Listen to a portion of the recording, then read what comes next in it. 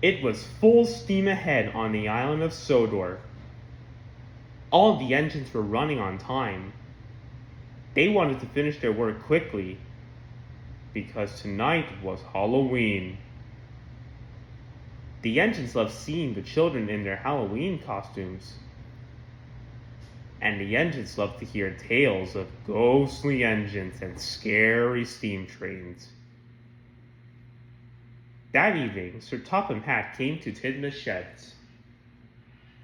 He said, they puffed. Percy thought the smelter's yard was spooky. He was worried about his friends.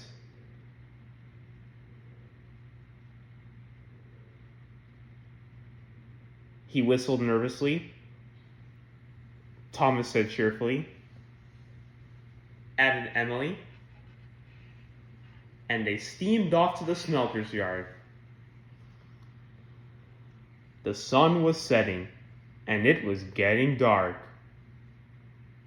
Puffed Thomas. Sniffed Emily. Added Thomas. Thomas and Emily enjoyed feeling brave. But when they got to the smelter's yard, it was very spooky. Whispered Emily. Hissed Thomas. They puffed slowly through the piles of jagged steel and twisted scrap. The air grew hotter, and the smoke grew thicker. Harry and Bert were lurking nearby. The two Diesels saw a chance to scare a couple of steamies. When Thomas and Emily rolled by, they moaned and groaned. It sounded spooky. Snapped Emily. Gasped Thomas. Suddenly, a freight car began to shudder and shake.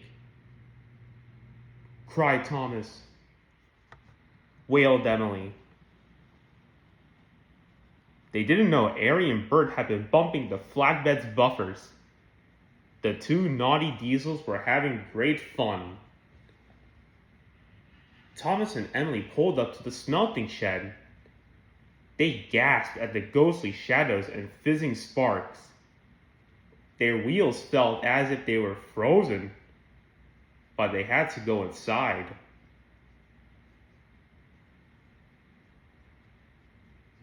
Quaked Thomas. Quivered Emily. And they both rolled slowly into the smelting shed. Inside, chains clanked and strange shadows danced across the walls.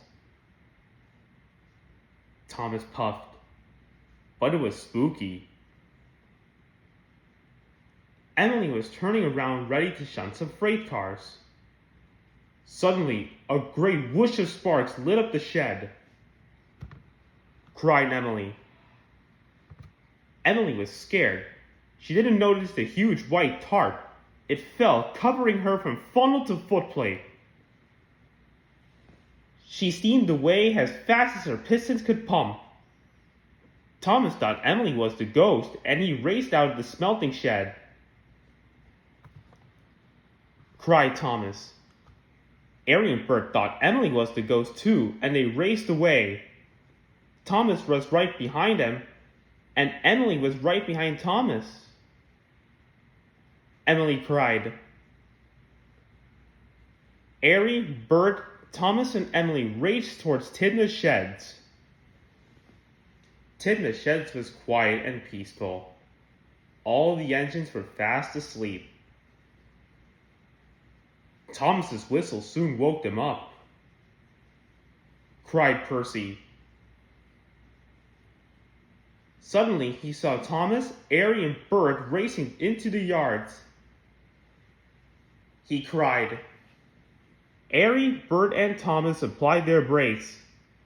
They stopped just in time. Whistled Thomas. Percy was scared.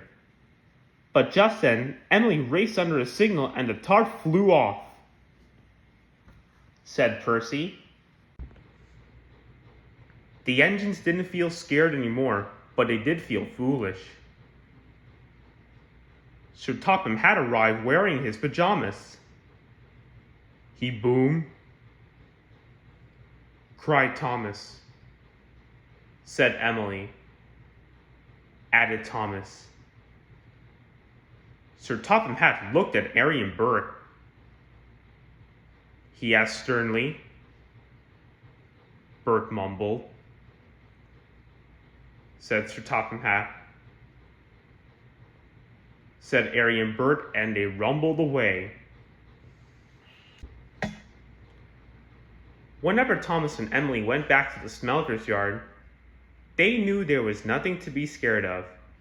After all, there was no such thing as ghosts. It was all silly make-believe.